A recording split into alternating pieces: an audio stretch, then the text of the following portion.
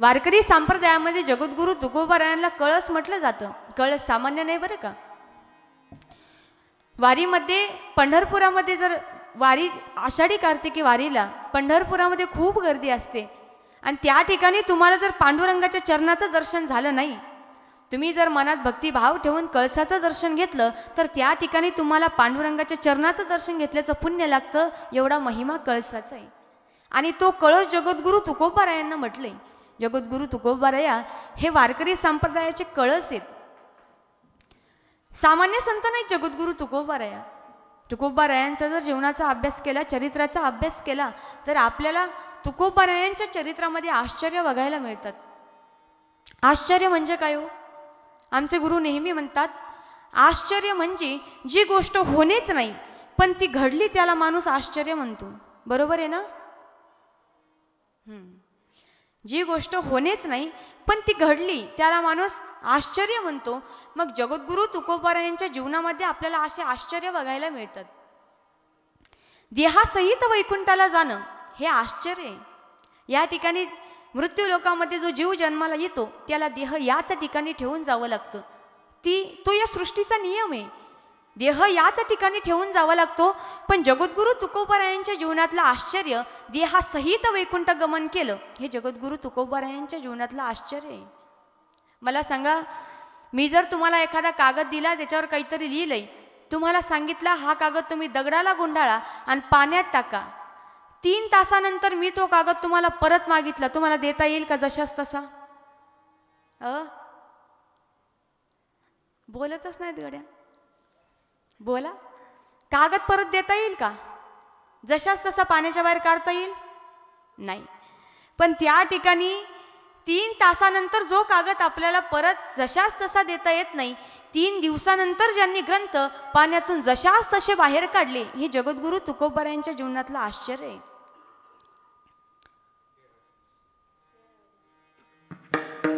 तारी येल्या जैशाला या तारी येल्या जैशाला या तारी येल्या जैशाला या तारी जळी दगडा सहित वया जळी दगडा सहित वया जळी दगडा सहित वया जळी दगडा सहित वया तारी येल्या जैशाला या तारी येल्या जैशाला या तारी येल्या जैशाला या तारी येल्या जळी दगडा सहित वह्या तारी येल्या जैशाला ह्या. ग्रंथ पाण्यातून जशाच तसे बाहेर काढले हे जगद्गुरु तुकोबारायांच्या जीवनातलं आश्चर्य आहे. तिसरं आश्चर्य ऐका, जगद्गुरु तुकोबारायांच्या गाथ्याला 5वा वेद म्हटलं जातं. वेद सामान्य नाहीये. वेद हे भगवंताच्या श्वासामधून निर्माण होतात. पण जगद्गुरु तुकोबारायांच्या गाथ्याला 5वा वेद म्हटलं जातं. हे जगद्गुरु तुकोबारायांच्या जीवनातलं आश्चर्य आहे. एवढं नवे नवे ऐका, जगद्गुरु तुकोबारायांच्या जीवनातलं आश्चर्य, त्यांच्या नावाला यम घाबरतो. यम. तुकाराम तुकाराम नाम घेता कापे आम नाम घेता कापे आम नाम घेता कापे आम तुकाराम तुकाराम नाम घेता कावे यम नाम घेता कावे यम नाम घेता कावे यम तुकाराम तुकाराम नाम घेता कापे आम तुकाराम तुकाराम नाम घेता कापे आम ओ जय हो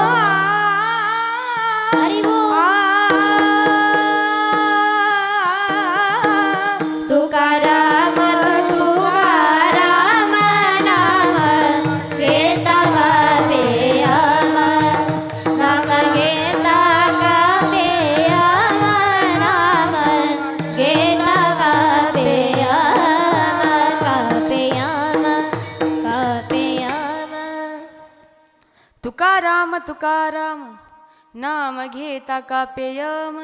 तुकाराम महाराजांच्या नावाला यम घाबरतो, यम. ऐका बरं का, लहानपणापासून आपल्याला एकच शिकवलं जातं, काय? देवाच्या नावाला यम घाबरतो. ह्याचा जर पुरावा द्यायचा म्हटलं तर गोस्वामी संत तुलसीदास महाराज शौचाला जायचे आणि उरलेल्या डब्यातलं पाणी एका झाडाला टाकायचे. 12 वर्ष हाच क्रम केला. 12 वर्षानंतर झाडातून भूत प्रगट झालं. म्हटलं, महाराज, आम्हाला नदी तलाव या ठिकाणचं पाणी पिण्याची परवानगी नाही आहे, पण त्या ठिकाणी तुम्ही मला 12 वर्ष पाणी पाजलंय. तुम्ही माझ्यावर उपकार केलाय, मला त्याच्यातून उतराय व्हायचे, सांगा तुम्हाला काय देऊ. तुलसीदास महाराज म्हणतात, मला काहीही नको, पण भूत मागं लागलं, मागा काहीतरी मागा, काहीतरी मागा. म्हटलं, का रे, तुम्हाला मागा मागा म्हणतो, तुझ्याकडे काय फॅक्टरी आहेत का कशाच्या, गाडीच्या बंगल्याच्या याच्या फॅक्टरी आहेत का? म्हणे नाही. मग काय म्हणतो मला मागा? भूत म्हणतंय, मी भूत आहे, मी कुणाचीही वस्तू कधीही कशीही कुठूनही उचलून आणू शकतो. ही भूताची कामं आहेत बरं का. कुणाचीही वस्तू न विचारता जो घरी उचलून आणतो तो माणूस नसतो. तुम्ही विचार करा आता. त्या ठिकाणी भूत म्हणतंय मागा मागा. गोस्वामी संत तुलसीदास महाराज म्हणतात, ठीक आहे, मला रामभेट घालून दे. रामभेट म्हणलं का भूतच गायब झालं. परत आलं, महाराज, जे पाहिजे ते मिळेल, फक्त नाव घेऊ नका का. ते नाव घेतलं की आम्ही थांबत नाही. मग तुम्ही म्हणताल, तुकोबारायांच्या नावामध्ये असं काय आहे, त्यांच्या नावाला यमाने घाबरावं? एक भाव आहे. तुकोबाराय म्हणत असतील, जरी आम्ही राम नसलो, काय, जरी आम्ही राम नसलो तरी आम्ही नावाचे तुकाराम आहोत आणि म्हणून आम्हाला आमच्या नावाला यम घाबरतो. असं जर कळालं नसेल, जर तुकोबारायांच्या चरित्राचा अभ्यास केला तर काय अशी माणसं बघायला मिळतात ज्यांनी तुकोबारायांना संत म्हणून स्वीकारले, पण अशी काही माणसं बघायला मिळतात ज्यांनी तुकोबारायांना आयुष्यभर त्रास दिलाय. त्यामध्ये पहिलं नाव येतं ते म्हणजे रामेश्वर भट्ट. त्या रामेश्वर भट्टांना जेव्हा तुकोबारायांची प्रचिती येते तेव्हा रामेश्वर भट्ट म्हणतात, तुकिता तुलनेसी ब्रह्म तुकासी आले मनोनी रमेश्वरी चरणी मस्तक ठेविले आरती तुकारामा आरती तुकारामा स्वामी सद्गुरु धामा सच्चिदानंद मूर्ती पाय दाखवी आम्हा आरती तुकारामा.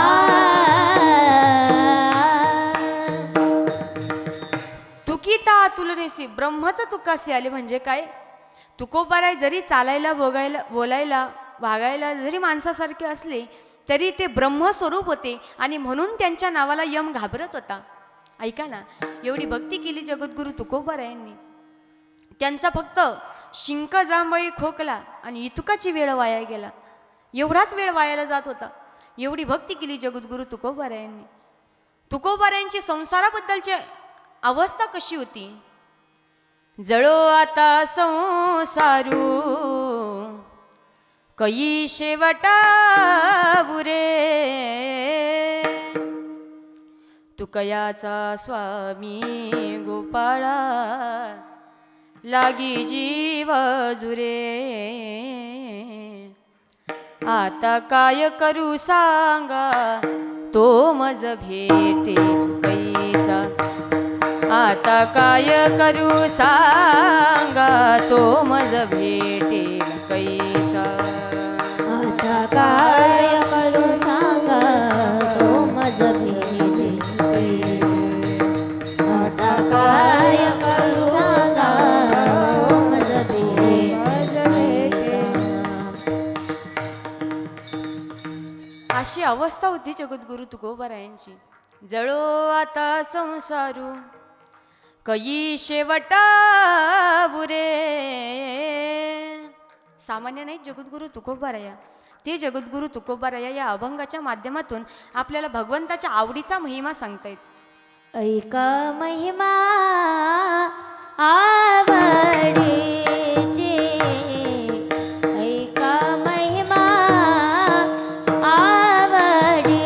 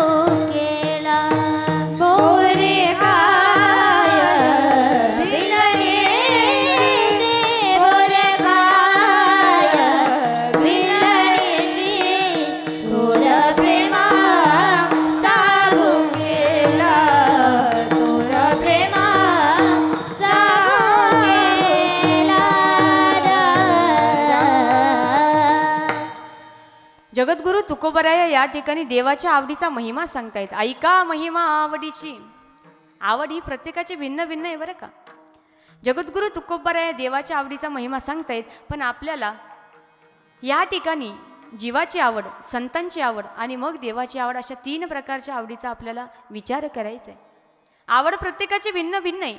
आता या ठिकाणी कुणाला मृदंगवादन आवडत असेल तर तो ते खास मृदंगवादन ऐकण्याकरता आलेला असेल.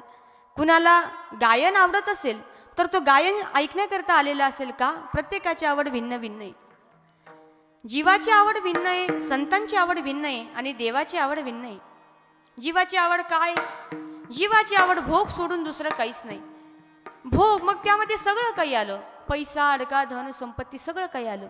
संतांच्या भाषेत जर जीवाची आवड सांगायची झाली तर संत म्हणतात, गृही भावे धनधान्य गृही भावे. धनधान्य गृही भावे. धनधान्य गृही भावे. हा वाढावे संताना गृही भावे धनधान्य. गृही भावे धनधान्य. गृही भावे धनधान्य. हो वाढावे संतान गृही भावे धनधान्य. गृही भावे धनधान्य. गृही भावे धनधान्य.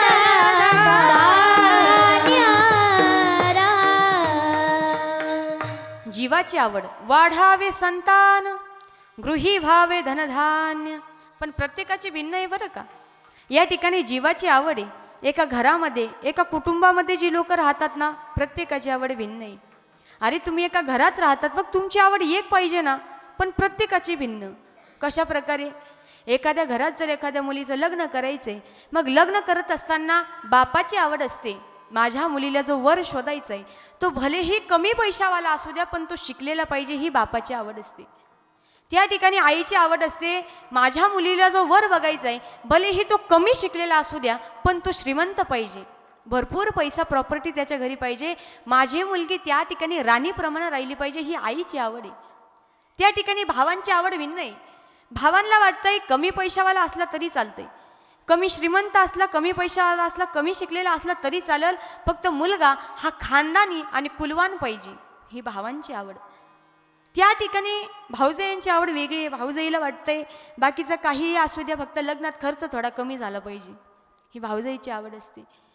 त्या ठिकाणी त्या मुलीच्या भाच्यांची आवड असते, बाकीचं काही असू द्या, आम्हाला फक्त कपडे चांगले घ्या. आणि आता ज्या मुलीचं लग्न करायचे त्या मुलीची आवड काय? कन्यावर येते रूपम. कन्याची आवड काय? मला जो वर शोधायचा आहे भलेही कमी शिकलेला असू द्या, भलेही कमी पैशावाला असू द्या, पण तो दिसायला सुंदर पाहिजे, ही मुलीची आवड असते. म्हणजे काय?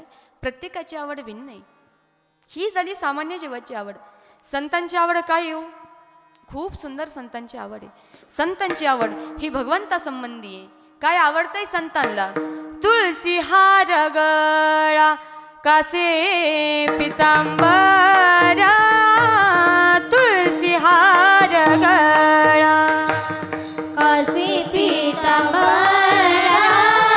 तुळसी हार गळा कासे पीतांबरा. तुळसी हार गळा. आवड निरंतर हेची ध्यान. आवड निरंतर हेची ध्यान. सुंदर ते ध्यान उभे विटेवारी. सुंदर ते ध्यान उभे विटेवारी. सुंदर ते ध्यान. आवडी निरंतर हेचे ध्यान.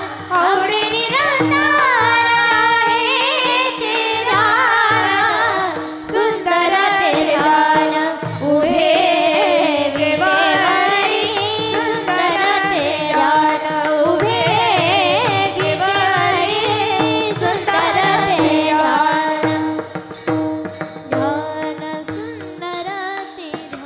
संतांची आवड ही भगवंता संबंधी आहे. भगवंत सोडून संतांना दुसरं काहीच आवडत नाही. त्यांना काय आवडते? आवडे पंढरी भीमा पांडुरंग चंद्रभागा लिंग पुंडलिक. पण यात पण एक अर्थ दडलेला आहे.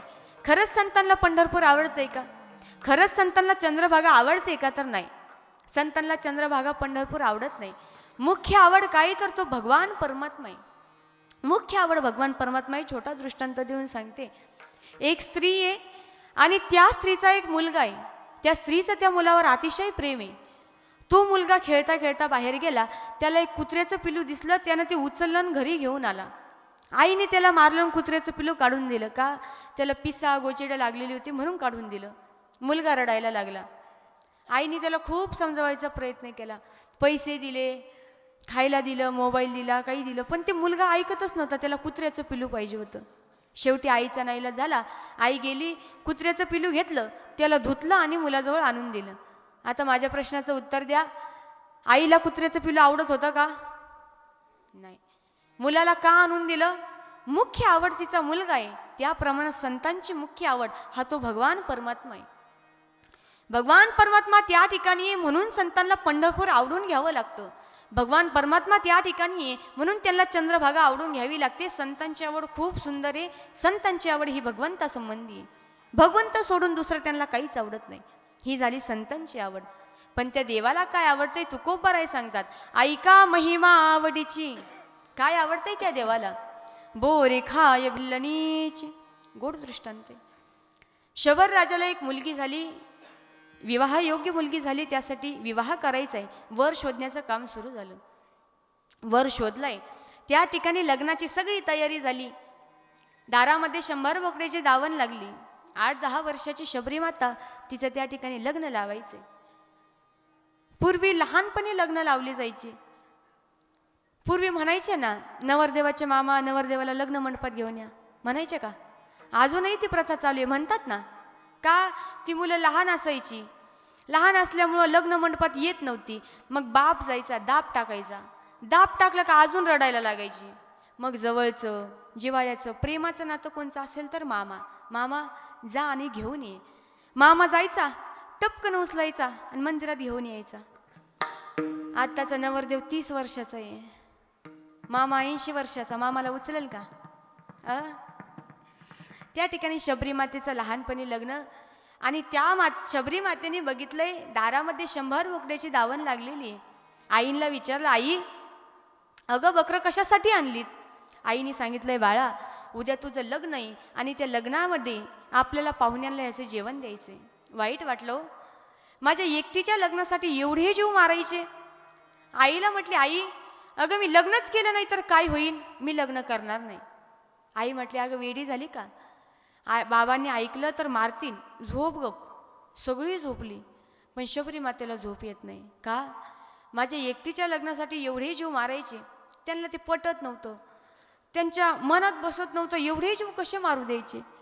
रात्रीच घर सोडलं. उठून पळतायत. जिकडं रस्ता दिसेल तिकडं पळतायत पळतायत पळतायत. जंगलामध्ये गेल्या. त्या ठिकाणी पळतायत. त्यांना माहीत आहे त्यांचे वडील जंगलाचा राजा आहे. त्या ठिकाणी त्यांना सापडून काढतील. पण अशा ठिकाणी लपल्या. कुणी सांगतंय, कुणी सांगतंय की मेलेल्या उंटाजवळ राहिल्या. कुणी सांगतंय मेलेल्या बैलाजवळ त्यांनी त्या ठिकाणी राहिल्या. सगळ्यांनी सगळं जंगल बघितलं पण तेवढी जागा सोडली. का? त्यांना माहीत होतं एवढ्या घाणेरड्या ठिकाणी राहू शकत नाही. सगळं बघितलं पण शबरी माता सापडली नाही. पळते पळते त्या ठिकाणी एक छोटासा दिवा दिसला. लक्षात आलं कुणाचा तरी आश्रम आहे. आश्रम होता मातंग ऋषींचा. मनात ठरवलं आता ह्यांचीच सेवा करणार, ह्याच ठिकाणी राहणार. पण समोर गेली नाही बरं का, कधीच समोर गेली नाही. त्या ठिकाणी रस्ता झाडून काढायची. हाताने रस्त्यातले काटे बाजूला काढायची. संत ज्या वाटेवरनं जातात ती वाट झाडायची, सेवा करायची, झाडावर राहायची, फळं खायची. त्या ठिकाणी समोर आली नाही. मातंग ऋषी म्हणतायत दररोज कोणतरी रस्ता झाडून काढते. शिष्यांना विचारले, बाळा कोण करतंय रे? पूर्वीचे शिष्य होते. कुणीही होकार द्यायला तयार नाही. मातंग ऋषी म्हटले, कुणीही सांगत नाही पण या ठिकाणी शोध लावावा लागेल. त्यासाठी मातंग ऋषी एक दिवस रात्रभर जागी होते. शबरी माता पहाटेच 3 वाजता उठली, खाली आली, हाताने रस्ता झाडायला लागली. पण त्या ठिकाणी मातंग ऋषींनी हात धरला, दरडावून विचारलं, कोण आहेस? सगळी हकीकत सांगितली. शिष्य हसायला लागले, बाबा अहो शूद्राची मुलगी ही, आणि हिनं आपला आश्रम वाटवला. शिष्य चंपा सरोवरामध्ये स्नान करण्यासाठी निघाले होते. स्नान करण्यासाठी गेले, बघताय सर्व रक्ताने लालबुंद झालेलं, पळत आले. महाराज सरोवर रक्ताने लालबुंद झाले, पवित्र कशाने होईल? मातंग ऋषींनी सांगितले, जिला तुम्ही हिनवले, जिला तुम्ही शूद्राची मुलगी म्हटलात ना, तिचे पाय धुवा आणि त्या सरोवरात नेऊन टाका, सरोवर पवित्र होईल. सामान्य नाही ती. एवढी तिनं गुरुची भक्ती केली, एवढा गुरूंवर विश्वास ठेवला. जेव्हा मातंग ऋषी भगवंताला भेटण्यासाठी निघाले ना, तेव्हा मातंग ऋषींनी सांगितलं, बाळा आज मी देवाला भेटण्यासाठी चाललोय, पण ऐक ना, तुला आशीर्वाद देऊन जातो, तुला कुठेही जायची गरज नाही, तो भगवान परमात्मा या ठिकाणी तुला भेटायला येईल, असा आशीर्वाद देऊन मातंग ऋषी निघून गेले. एवढी भक्ती केली तिनं, एवढी तपश्चर्या केली. 10 वर्षाची होती तेव्हापासून भक्ती करते. त्या ठिकाणी अज राजाचं राज्य चालू होतं. त्या अज राजाला दशरथ पुत्र होणार होता. त्या दशरथाला मोठ्या नवसाने 4 पुत्र होणार होते, आणि त्या 4 पुत्रांमधला मोठा पुत्र भगवान परमात्मा म्हणून त्या ठिकाणी येणार होता. एवढी तिनं तपश्चर्या केली, एवढी भक्ती केली, गुरूंच्या शब्दावर विश्वास ठेवला. बरं का, गुरुनिष्ठा आपल्याला या ठिकाणी बघायला मिळते. शबरी मातेने विचार केला असता आता कुठे आहेत गुरु, पण त्या ठिकाणी तिने विश्वास ठेवलाय. नाही, गुरूंनी सांगितलंय ना, म्हणजे नक्कीच काय त्या ठिकाणी भगवान परमात्मा येतील, या विश्वासावर ती भक्ती करत राहिली. गुरुभक्ती, गुरुनिष्ठा याच्यातून आपल्याला शिकायला मिळते. तसं बघायला गेलं तर आम्ही भाग्यवान आहेत. आमचे गुरु हरिभक्ती पारायण साध्वी सोनाली दिदी करपे दिदींकडे आम्ही शिकतोय. भाग्यवान आहेत आम्ही. काहीतरी मागच्या जन्मीचं पुण्य म्हणावं लागेल, त्या ठिकाणी आम्हाला एवढ्या चांगल्या गुरु भेटलेत. गुरु हे गुळासारखे असतात बघा, त्याला जर तुम्ही तिळासारखे चिटकले ना, तुमचं आयुष्य नक्कीच गोड झाल्याशिवाय राहणार नाही. गुरुनिष्ठा बघायला मिळते. भाग्यवान आहेत आम्ही, आमचे गुरु दिदींकडे आम्ही शिकतोय. एवढं प्रेम गुरु आपल्या शिष्यावर करत असतात बघा. बरं का, आम्ही जाणलंय, त्यामुळे सांगते. जेव्हा आम्ही प्रवासाला निघतोत ना, दिदी सांगतायत, बाळा बस बदलली का फोन लाव बरं का, पैसे कमी पडले सांग, मी पैसे पाठवते. एवढं प्रेम कुणी कुणावर करत नाही, फक्त गुरु शिष्यावरती करत असतात. गुरुनिष्ठा बघायला मिळते. एवढी त्या शबरी मातेनं भक्ती केली, गुरूंच्या शब्दावर विश्वास ठेवला, पण एकाच देवाची भक्ती केली. बरं का, आज वारावर भक्ती बदलतो आपण. सोमवार आला का महादेवाची भक्ती करतो, मंगळवार आला का देवीची भक्ती करतो, बुधवार आला का विठ्ठलाची भक्ती करतो, गुरुवार आला का दत्तांची भक्ती करतो, शुक्रवाराला देवीची भक्ती करतो, शनिवाराला हनुमंताची भक्ती करतो, आणि रविवाराला अहं वाग्या सोहं वाग्या प्रेम नगरावारी, सावध होवनी भजनी लागा देव करा कैवारी. माझ्या मल्हारीची, माझ्या मल्हारीची वारी, माझ्या मल्हारीची, माझ्या मल्हारीची वारी, मल्हारीची माझ्या मल्हारीची वारी, माझ्या मल्हारीची वारी. अहं वाग्या सोहं वाग्या प्रेम नगरावारी, जाओ सावध भवने भजने लागा देव करा कैवारी. माझ्या मल्हारीची, माझ्या मल्हारीची वारी, माझ्या मल्हारीची, माझ्या मल्हारीची वारी, माझ्या मल्हारीची, माझ्या मल्हारीची वारी, माझ्या मल्हारीची, माझ्या मल्हारीची वारी. रविवार आला का आपण खंडेरायाची भक्ती करतो, त्या ठिकाणी सोमवार आला की परत महादेवाची भक्ती करतो. अशी आपली वारावर भक्ती सुरू आहे. पण त्या ठिकाणी शबरी मातेने एकाच देवाची भक्ती केली. तुकोबाराय म्हणतात ना, आपुला तो एक देव करुणी घ्यावा, तेने विना जीवा सुख नोहे. शबरी मातेने एकाच देवाची भक्ती केली. किती भक्ती केली? जब मेरे राम जी का आवन होगा, शबरी की कुटिया का पावन होगा।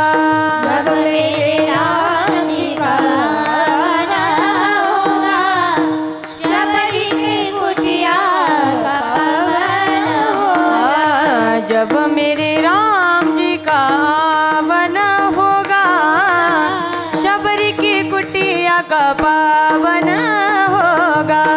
जब मेरे राम जी का आना होगा, शबरी की कुटिया का पावन होगा। आएंगे रघुराई तो आसन पे बिठाओगे, मीठे मीठे बेर अपने हाथों से खिलाओगे। आएंगे रघुराई तब मैं आसन पे बिठाऊंगी, मीठे मीठे बेर अपने हाथों से खिलाऊंगी। आएंगे रघुराई तो आसन पे बिठाऊंगी, मीठे मीठे बेर अपने हाथों से खिलाऊंगी। आएंगे रघुराई तब मैं आसन पे बिठाऊंगी, मीठे मीठे बेर अपने आसन पे खिलाऊंगी। साथ साथ लक्ष्मण जी का आवन होगा, शबरी की कुटिया का पावन होगा। जब मेरे राम जी का आवन होगा, शबरी की कुटिया का पावन होगा। जब मेरे राम जी का आवन होगा, शबरी की कुटिया का पावन होगा। जब मेरे राम जी का आवन होगा, शबरी की कुटिया का पावन होगा। एवढं भजन केलं तिनं। जब मेरे राम जी का आवन होगा, शबरी की कुटिया का पावन होगा। कोणती कुटिया? हा 3.5 हाताचा नरदेह, ह्याला शबरी मातेनं कुटिया म्हटले. ह्याला राष्ट्रसंत तुकडोजी महाराजांनी गोधडी म्हटले. ह्याला मीराबाईंनी चादर म्हटले, चदरिया चादर म्हटले. ह्याला कुणी देह ही पंढरी, आत्मा हा विठ्ठल, कुणी याला हे नाव दिले. ह्याला कुणी भाड्याचं घर म्हटलंय. औट हात का मानव देह अल्लाह ने तुझे दिया, औट हात का मानव देह भगवान ने तुझे दिया। हात का मानव देह अल्लाह ने तुझे दिया, औट हात का मानव देह अल्लाह ने तुझे दिया। ओ खाया पिया सुख से सोया, खाया पिया सुख से सोया, नाग जमाना खोया। खाया पिया सुख से सोया, नाग जमाना खोया। भज मन नारायण रे भज मन नारायण, भज मन नारायण रे भज मन नारायण, रे भज मन नारायण रे भज मन नारायण, रे भज मन नारायण रे भज मन नारायण। हो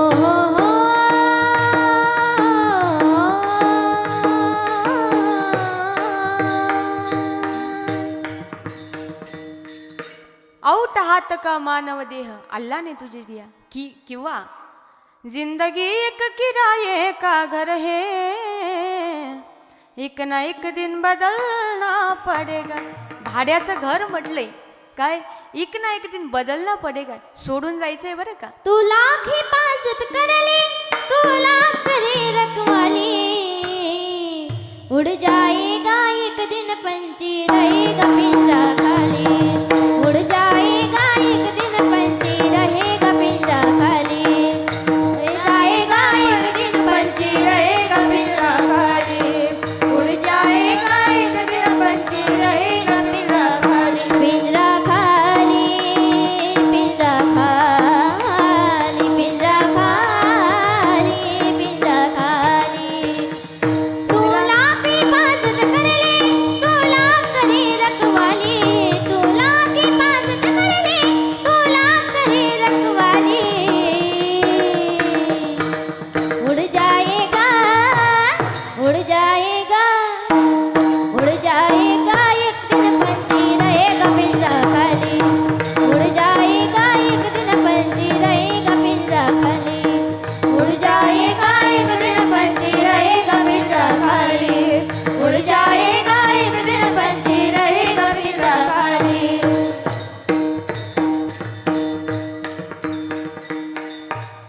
भाड्याचं घर आहे बरं का, सोडून जायचंय, कायमचं मिळालेलं नाही.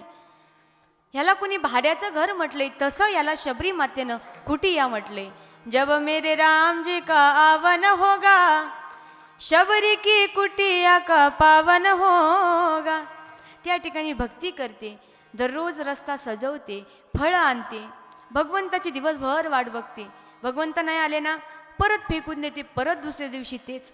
किती दिवस, खूप वर्ष, जोपर्यंत भगवंत येत नाही तोपर्यंत त्याची वाट बघते, भजन करते. आणि एक दिवस आला, भगवंत आले, आवाज दिला, आत कुणी आहे का? असा आवाज आल्याच्या नंतर शबरी माता बाहेर आली. आणि त्यावेळेस शबरी मातेची अवस्था काय झालेली होती, हातामध्ये काठी होती, कंबर आतमध्ये गेलेलं होतं, चेहऱ्यावरती सुरकुत्या पडलेल्या होत्या, काळे केस पांढरे झालेले होते, एकही केस काळा राहिलेला नव्हता. म्हातारपणची अवस्था. संत सांगतायत ना, मज नाही हात पाय झापड, कर्ण हे बधीर झाले, वाचा बोले बोबड, नाक मुख गळू लागले, लाळा आणि शेंबूड, श्वाना परिगती झाली, अवघे करती हाड हाड. तुम्ही संत माय बाप एवढा उपकार करा, न्यामज तेथवरी दाखवा दिनांचा सोयरा. तुम्ही संत माय बापा एवढा उपकार करा, न्यामज तेथवरी दाखवा दिनाचा सोयरा. म्हातारपणची अवस्था आहे. कशी अवस्था होते, मज नाही हात पाय, डोळा पडली झापड. म्हातारपणी डोळ्यांना दिसत नाही, पायांना चालता येत नाही, हाताने टाळी वाजवता येत नाही, मुखाने नाम घेता येत नाही. ही म्हातारपणची अवस्था आहे. म्हणून जोपर्यंत तुम्ही चांगले आहात, तरुण आहात, तुमचे हातपाय काम करतायत, तोपर्यंत भक्ती करून घ्या. जोपर्यंत डोळ्यांना दिसतंय ना तोपर्यंत त्या भगवंताचं रूप बघून घ्या. जोपर्यंत तुमच्या पायांना चालता येते तोपर्यंत तीर्थयात्रा करा. जोपर्यंत तुमचा देह चांगला आहे त्या ठिकाणी तुम्ही भक्ती करून घ्या. संत म्हणतायत, तरणा भाग्यवंत नटे हरी कीर्तनात. तुम्ही सुकलेलं फुल देवाला वाहतात का? नाही ना वाहत. सुकलेलं फुल कुणी देवाला वाहतंय का? ताजं फुल वाहतात.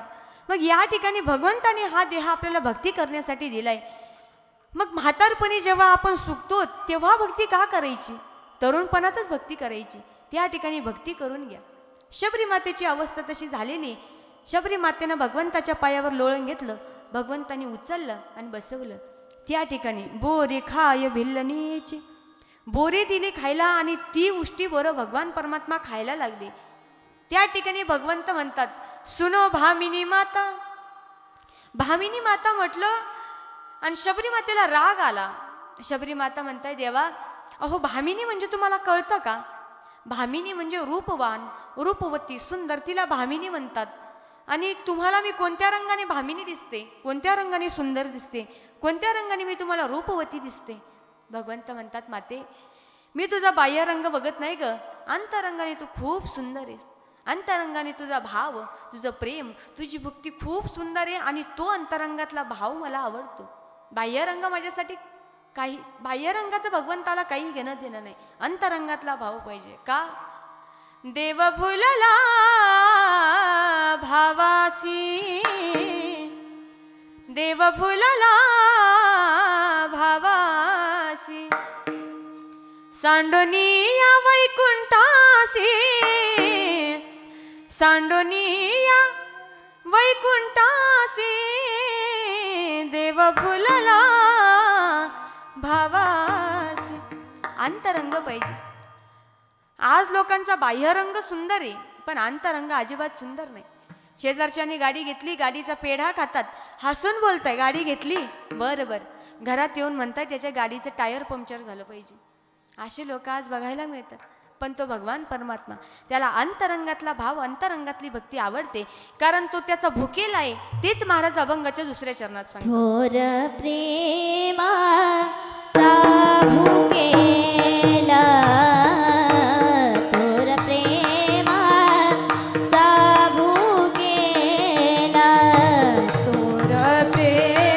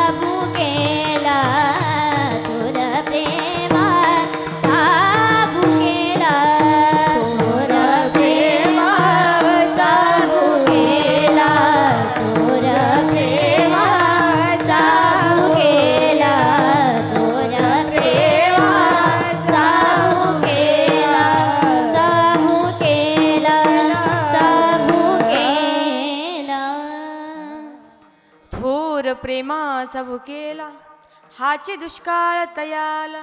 भगवंताला काय आवडतंय तर भगवंताला शुद्ध प्रेम आणि शुद्ध भाव आवडतो. प्रेम भगवंतावरती करा. प्रेम करायचे भगवंतावरती करा. भगवंतावरती प्रेम केल्याच्या नंतर तुमच्या आयुष्यात दुःख राहणार नाही, तुम्हाला आनंद मिळाल्याशिवाय राहणार नाही दादा. ते प्रेम आहे. प्रेम करा, भगवंतावरती करा. प्रेमामध्ये काय असतं? प्रेमामध्ये कोणाची भीती वाटत नाही. गवळणींना होती का कुणाची भक्ती? विसरल्या कामधंदा सासू सासऱ्याची नाही मर्यादा. विसरल्या कामधंदा पावा घोंगडी घेऊन पायी. पावा घोंगडी घेऊन पायी. पावा घोंगडी घेऊन पायी. पावा घोंगडी घेऊन पायी. वेणू वाजविला सुस्वरे बाई वो. वेणू वाजविला सुस्वरे बाई वो. बाई वो बाई. पावा घोंगडी घेऊन पायी. पावा घोंगडी घेऊन पायी. हो पावा घोंगडी घेऊन पायी. पावा घोंगडी घेऊन पायी. घेऊन पायी. प्रेमामध्ये काय असतं? प्रेमामध्ये कुणाची भीती राहत नसते. गवळणींचं प्रेम बघा, कुणाचीही भीती नव्हती. विसरल्या कामधंदा सासू सासऱ्याची नाही मर्यादा. हे प्रेम आहे. प्रेमामध्ये काय आहे? प्रेमामध्ये अश्रूंचा समूह असतो. प्रेमामध्ये रडा, पण भगवंतासाठी रडा. संसारासाठी रडू नका. संसारामध्ये कुणासाठी रडू नका. रडायचे भगवंतासाठी रडा. प्रेम करायचे भगवंतावर करा. रडल्या ना गवळणी, खूप रडल्या भगवंतासाठी. जेव्हा भगवंताला घेण्यासाठी अक्रूराचा रथ आला, त्या नंदाच्या अंगणामध्ये अक्रूराचा रथ उभा आहे. गवळणी विचारतायत, का रथ शृंगारीला सांगे व मजला. कुणीकून तरी उत्तर मिळालंय. अक्रूर आलाय, आपल्या भगवंताला घेऊन जाणार आहे. एका दिवसासाठी नाही बरं, एका महिन्यासाठी नाही, एका वर्षासाठी नाही, कायमचा घेऊन जाणार आहे. त्या ठिकाणी गवळणींनी डोक्यावरचे माठ खाली पाडले. त्या ठिकाणी रस्त्यात आडव्या पडल्या, रडायला लागलेत. अक्रूराला शिव्या देत आहेत. अक्रूरा चांडाळा तुझ कोणी धाडिले. अक्रूरा तू क्रूर आहेस, तू चांडाळ आहेस. अरे नेऊ नको आमच्या भगवंताला. नको नेऊ भगवान. अक्रूरा नको नेऊ भगवान. नको नेऊ भगवान. अक्रूरा नको नेऊ भगवान. त्या ठिकाणी अक्रूराला शिव्या देत आहेत. बाबा अरे भगवंताला नेऊ नकोय. तुला न्यायचं असेल ना तर आधी आम्हाला मार आणि नंतर भगवंताला ने. खूप रडल्या, एवढ्या रडल्या, खूप रडल्या. प्रेमामध्ये काय असतंय? प्रेमामध्ये अश्रूंचा समूह असतोय. प्रेम करा, भगवंतावरती करा. रडायचंय देवासाठी रडा. प्रेमामध्ये काय हो? प्रेमामध्ये मरण समोर आहे, पण तरी सुद्धा भगवंतावरचं प्रेम कमी झालं नाही. पुन्हा समोर होतं मरण. मीराबाईंसमोर होतं. त्या ठिकाणी मीराबाई लहानपणी भगवंताची मूर्ती घेऊन नाचायच्या. लोक कौतुक करायचे, अरे एवढी एवढी मीरा आहे, भगवंताची मूर्ती घेते, नाचते. पण त्याच मीराबाई जेव्हा मोठ्या झाल्या आणि त्या ठिकाणी त्याच मीराबाई भजन करायला लागल्या, तेव्हा लोक नावं ठेवायला लागली. लोग कहे मीरा भई बावरी, बाप कहे कुलनाशी रे. लोक नावं ठेवायला लागली. विषाचा प्याला समोर आला, बापाने विष आणून दिलं. रानाने विष दिया मानो अमृत पिया. रानाने विष दिया मानो अमृत पिया. रानाने विष दिया मानो अमृत पिया. रानाने विष दिया मानो अमृत पिया. रानाने विष दिया मानो अमृत पिया. मीरा सागर में सरिता समाने लगी. दुख लाखों सही मिटी संतों की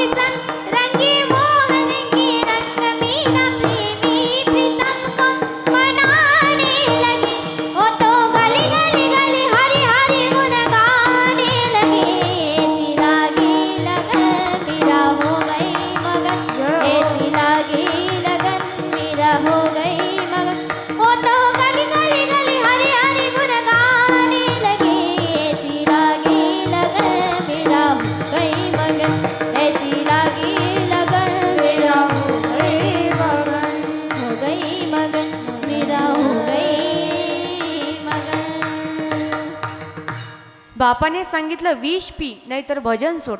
मीराबाईंनी विष प्राशन केलं पण भजन सोडलं नाही. हे प्रेम आहे.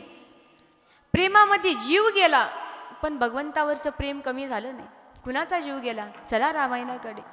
गंधमादन नावाचं ते एवढं माकड कुंभकर्णाच्या हाताला लागलं. कुंभकर्णाने त्या माकडाला धरलेलं आहे. त्याचा सुगंध येतोय. त्याचा वास घेतला. सांगितलं अरे तुझा तर सुगंध येतोय. म्हटलं हो, माझं नाव गंधमादन आहे. मला श्रीरामांचं वरदान आहे. माझ्या अंगाचा सुगंध येतो. कुंभकर्ण म्हटला मी तुला जीवदान देतो. म्हटलं दे ना मग, जीवदान देतो, सोड मला. जीवदान देतो पण एकदा म्हण मी रावणाचा आहे. एवढंसं ते माकड म्हटलं जीव गेला तरी चालन पण मी रावणाचा नाही, मी रामाचा आहे. कचकन दाबलं. नाकातोंडातून रक्त आलं. जीव गेला पण भगवंतावरचं प्रेम कमी झालं नाही. हे प्रेम आहे. प्रेम बघा ना. प्रेम करा, भगवंतावरती करा. अरे किती प्रेम होतं गवळणींचं भगवंतावरती. भगवंताचं डोकं दुखायला लागलं. नारदजींनी विचारलं देवा औषध काय? त्या ठिकाणी भगवंतांनी सांगितलं भक्ताच्या पायाखालची धूळ माती आणून दे. माझ्या कपाळी लावल्याच्या नंतर माझं डोकं राहील. नारदजी भक्त होते.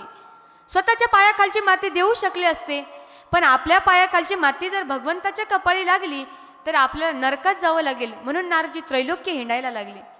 त्रैलोक्य फिरून आले. कुणीच माती दिली नाही. उतरलेला चेहरा घेऊन वृंदावनामध्ये आले. त्या ठिकाणी गवळणींनी विचारलं नारदजी काय झालं तुम्हाला? चेहरा का उतरलाय? म्हणे भगवंताचं डोकं दुखते. हा मग त्याच्यासाठी औषध काय आहे? भक्ताच्या पायाखालची माती पाहिजे. बस एवढंच. गवळणी मातीमध्ये नाचायला लागले. म्हटलं नारदजी पाहिजे तेवढी घेऊन जा. नारदजी म्हटले अगं तुम्ही वेड्या झालात का? का ही माती जर भगवंताच्या कपाळी लागली तर तुम्हाला नरकात जावं लागेल. गवळणी म्हणतात नारदजी भगवंताचं डोकं दुखतंय. त्याचं डोकं राहण्यासाठी, देवाचं डोकं राहण्यासाठी जर आमच्या पायाखालची माती जर कपाळाला लावली आणि त्यामुळे जर आम्हाला नरकात जरी जाण्याची वेळ आली तरी आम्ही जायला तयार आहे. हे भगवंतावरचं प्रेम आहे. प्रेम खूप पवित्र आहे. या जगामध्ये ज्याच्याकडे प्रेम आहे ना तो जगातला श्रीमंत माणूस आहे आणि ज्याच्याकडे प्रेम नाही तो जगातला दरिद्री माणूस आहे.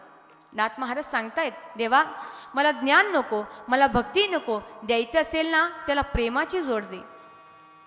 भक्ती प्रेमा विना ज्ञान नको देवा. भक्ती प्रेमा विना ज्ञान नको देवा.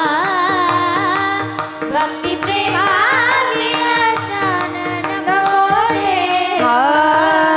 अभिमान नित्य नवा काया माझी तया माझी. अभिमान नित्य नवतया माझी तया माझी. प्रेम सुखा देई प्रेम सुखा देई प्रेम सुखा देई प्रेम सुखा देई. प्रेम सुखाए प्रेम सुखाए प्रेम सुखाए प्रेम सुखाए प्रेम सुख दे. त्या भगवंताला प्रेम आवडते. ऐका महिमावडीची बोरे खाय भिल्लनीची.